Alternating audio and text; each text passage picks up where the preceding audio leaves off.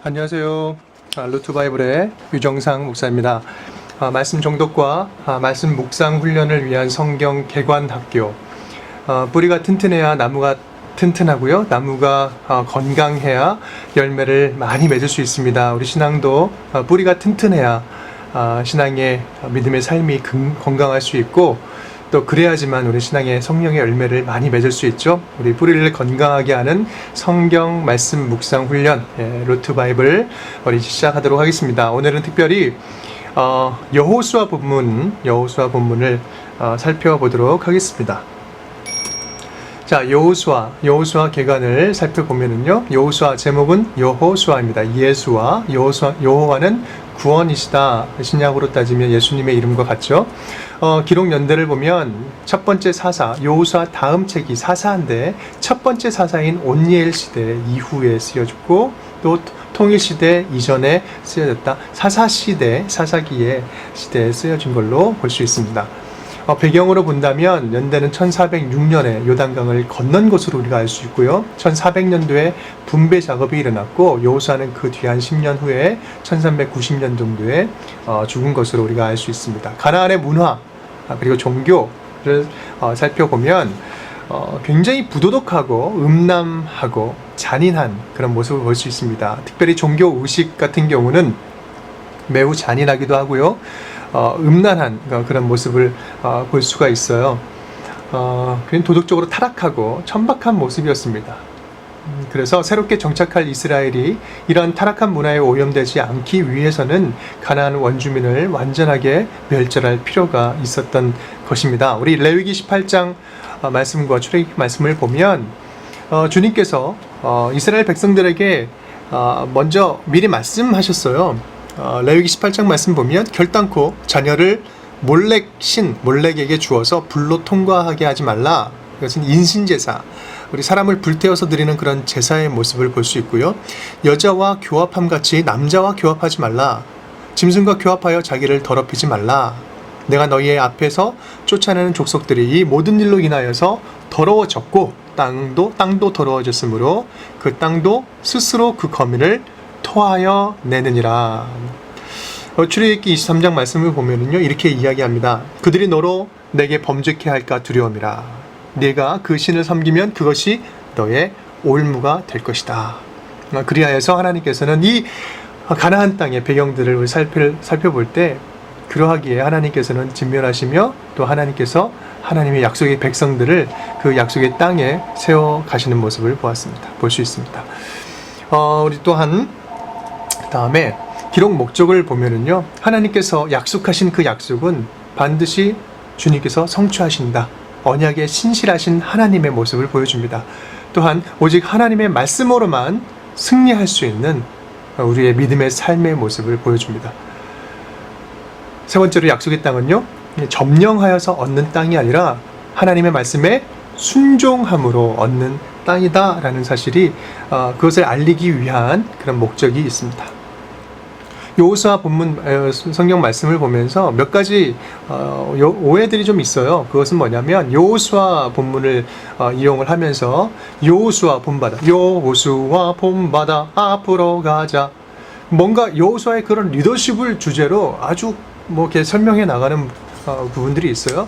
하지만 물론 여호수아의 리더십도 뛰어나긴 하지만 그 또한 하나님 앞에 연약한 존재였습니다. 그것을 중심 주제로 한 책이 아니라라는 사실을 우리는 한번 짚고 넘어가야 되고요. 또 하나님께서 이스라엘 그 땅에 그 가나안 땅의 족속들을 진멸하는 모습을 보면서 유대인만 사람이냐? 유대인만 하나님의 백성이냐? 이것은 너무 지나친 선민의식이 아니냐? 이렇게 이야기를 하곤 합니다. 세 번째, 강한 힘을 통한 선교인가? 그래서 힘을 강하게 가져서 우리는 복음을 가졌기 때문에 그 미개한 족속들을 변화시키고 힘으로 눌러서 변화시키는 것, 이것이 선교로 성공하는 것이냐? 바람직한 선교인가? 이러한 질문들이 나올 수 있습니다. 이것들은요, 우리가 전체적인 흐름을 잘 이해한 다음에 정독을 하고 또 하나씩 묵상해 나갈 때 하나님께서 분명히 아니라는 사인들, 말씀들을 주실 줄을 믿습니다. 보면은요, 신학적인 의미들을 보면 첫 번째 성취의 책이다. 우리 하나님께서 약속하신 그 약속을 신실하게 이행하셨다라는 모습이고요. 정복의 책이다. 이것은 하나님의 그 약속을 따라서 가나안 정복 과정을 보여줌을 통해서 이 세상에서 말씀을 의지해서 사단의 세력들을 물리치고 하나님의 나라를 확장해 나가야 한다는 사실을 보여줍니다. 세 번째, 이미와 아직의 신학. 이거 무엇을 의미하냐면요, 하나님의 약속은 성취되었지만 그 땅은 아직 완전한 땅이 아니다 라는 사실입니다. 믿음으로 시작된 신앙의 여정은요, 하나님을 섬기면서 순종하는 삶을 통해서만 지속될 수 있으며 풍성함을 경험할 수 있습니다. 굉장히 중요한 부분입니다. 네 번째 보면은요, 가나안은 완성된 천국 땅이 아니다. 구원의 이야기의 결말이 아니라요, 이제부터 시작입니다. 구원받은 삶의 시작 이야기, 어떻게 우리가 순종하며 살아갈 것이냐, 그 이야기를 다루고 있는 책입니다. 다섯 번째 보면 죄에 대한 단호한 심판의 모습을 볼 수가 있습니다. 우리 앞서 설명한 것처럼 죄악의 그러한 심각성, 위험성, 그리고 그것이 확산되는 것들에 대해서 굉장히 조심할 것들 강하게 주님께서는 말씀하고 계시죠. 철저하게 가나안의 족속의 풍속을 배격함으로써 죄악의 가능성을 절대 허용하지 않으십니다. 우리 신명기 11장 말씀, 17장 4절 말씀을 보면 사형법을 이야기하면서 이렇게 마무리를 짓고 있습니다. 악을 제할지니라. 너희 가운데 존재할 수 있는 그 악의 가능성들을 다 제하여 버리는 것, 이것이 굉장히 중요한 성경의 신학적인 의미가 됩니다. 이스라엘 백성들을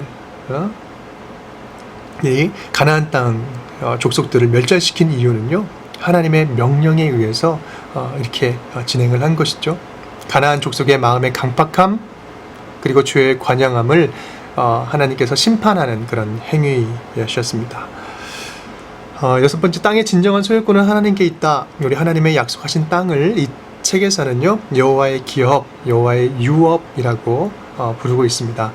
하나님의 통치로 세워지는 이스라엘의 신정정치의 역사의 그러한 서막을 보여주는 첫 번째 역사책이 바로 여호수아 책이다 라는 사실입니다. 이 전반적인 이해를 통해서 이제 구체적으로 여호수아의 그런 개요, 여호수아 책의 구체적인 기호의 모습을 살펴보도록 하겠습니다. 자, 여호수아는요, 1장부터 24장까지 있습니다. 1장부터 24장까지. 그것을 반절로 뚝 끊어보면요, 1장부터 12장까지, 13장부터 24장까지 두 부분으로 나눌 수가 있습니다. 왜 나눴을까요? 여호수아 책을 간단하게 한마디로 표현을 해라 그러면 하나님이 약속하신 땅 정복의 이야기요, 또 분배의 이야기다. 정복과 분배의 이야기다. 이것이 여호수아를 한마디로 표현할 수 있는 내용입니다. 그 뒤에 분배는 좀 한 번 더 조그만 산이 하나 있죠. 뒷부분에는 여호수아가 이제 유언을 통해서 약속하는 그런 모습들, 정복과 분배의 이야기, 그리고 여호수아의 그런 마무리 이야기, 이렇게 구성이 되고 있습니다. 이 정복의 이야기를 이제 또 나눠보면요, 정복의 이야기는 1장부터 5장까지 나눌 수 있습니다. 6장부터 12장까지. 앞에는 정복을 준비하는 내용이고요, 뒷부분은 정복 전쟁하는 내용입니다. 앞부분 1장부터 5장까지를 두 부분으로 또 나눌 수 있는데요, 3장이 중간에 있죠. 3장은 무엇일까? 요단강을 건너는 이야기가 등장을 합니다. 1장부터 2장까지 요단 동편이겠죠. 그래서 요단을 건너서 서편으로 넘어갑니다. 앞에 1, 2장은요, 하나님께서 여호수아를 이제 새로운 리더로 부르십니다. 여호수아 1장은 이렇게 시작하죠. 여호와의 종 모세가 죽은 후에 이렇게 시작을 합니다. 이제 새로운 리더십으로 교체가 되는 겁니다. 그때 얼마나 두려웠겠습니까? 두렵고 떨리는 그런 여호수아에게 주님께서는 끊임없이 마음을 강하게 하라, 담대하라, 너는 이 백성으로 그 조상에게 맹세하여 주리라 한 땅을 얻게 하리라. 너는 오직 마음을 강하게 하고 극히 담대히 하라. 주님께서는 계속해서 힘을 불어 넣어 주시고 있습니다. 그러면서 8절 9절 이렇게 이야기합니다. 너는 이 율법책을 내 입에서 떠나지 말게 하며 주야로 그것을 묵상하여서 그 가운데 기록한 대로 다 지켜 행하라. 그리하면 내 길이 평탄하게 될 것이라. 내가 형통하리라. 말씀대로 살아가는 삶, 말씀대로 이끌어 간다면 내 길이 형통할 것이다. 내가 너와 함께 할 것이다. 두려워하지 말라. 라고 이야기합니다. 그 약속의 말씀을 받은 여호수아는요, 그때부터 본격적으로 이스라엘 백성들의 지도자로 이제 세워지고 인도하게 됩니다. 2장에 정탐꾼을 보내서 라합 가족을 만나게 됩니다. 여리고성에. 그리고 요단을 건너게 되는데요. 그 3장부터 5장까지의 내용을 보면 이제 요단을 건너는데 가장 먼저 언약궤를 맨 그 레위인들이, 그 제사장들이 발을 밟는 순간에 물이 열리게 됩니다. 건널 때 열리는 것이 아니라 그냥 물이 철철철철 흐르고 넘치고 있는 그 순간에 발을 내디딜 때 거기서부터 요단강이 갈라서 또 물이 한 곳으로 모이게 되죠. 말씀을 의지해서 건너는 그런 모습. 가장 건너면서 기념도를 세우죠. 12도를 세워서 후손에게 알리는 것이고요. 그 약속의 땅에 들어가서 가장 위험한 순간에 가장 무력한 일을 합니다. 세상 사람들이 볼 때 그건 뭐냐면 할례를 행하는 것. 할례를 행하면서 약속 민족으로 다시 한번 정체성을 확인하는 그 작업을 정복 전쟁하기에 앞서서 가장 위험한 순간에 가장 무방비 상태, 하지만 영적으로 무장 상태를 하게 됩니다. 우리 6장부터 12장까지 이제는 또 정복 전쟁에 대해서 살펴보도록 하겠습니다. 본격적인 정복 전쟁은요, 내 정복 이야기를 볼 수 있는데 6장은요, 육중한 여리고를 정복한 이야기. 7장 8장은 아이성을 정복한 이야기입니다. 아이성 같은 경우는 쉽게 차지할 수 있는 성이었지만 불순종을 통해서, 아간의 불순종을 통해서 대패하고, 가장 작은 성이었는데 모든 백성들이 다 참여해서 구체적으로 매복작전을 피면서 차지했던 그런 성의 이야기, 하나님의 순종으로 얻는 땅이다. 9장 10장은 그러면서 전진해 나갈 때 이제 아모리의 5왕을 정복하는 내용입니다. 그것의 시발점이 되는 내용은 9장에 기브온 거민들이 이렇게 와가지고 화친 조약을 맺죠. 여호와께 묻지 않고 맺었던 그 화친 조약, 그것으로 인해서 큰 위기에 빠지게 됩니다. 그런데 하나님께서는 그 위기를 바꾸셔서 남방 왕들을 완전히 다 정복하는 그런 기회로 삼게 하십니다.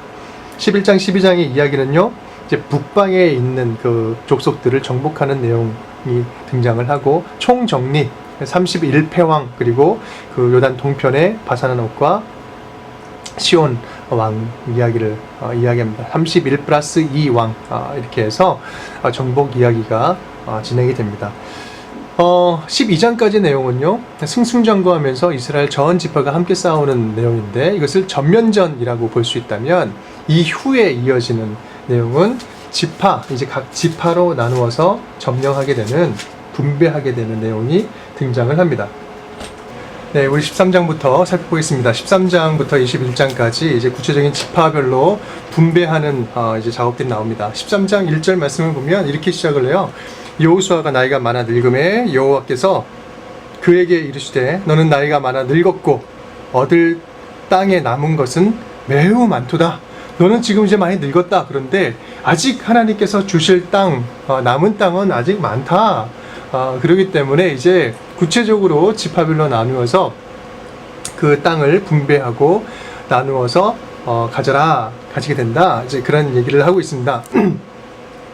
자, 우리 13장부터 분배하는 내용을 살펴보면은요, 크게 이 내용도 3개로 좀 나눌 수 있어요. 13장부터 17장까지, 18장, 19장, 20장, 21장.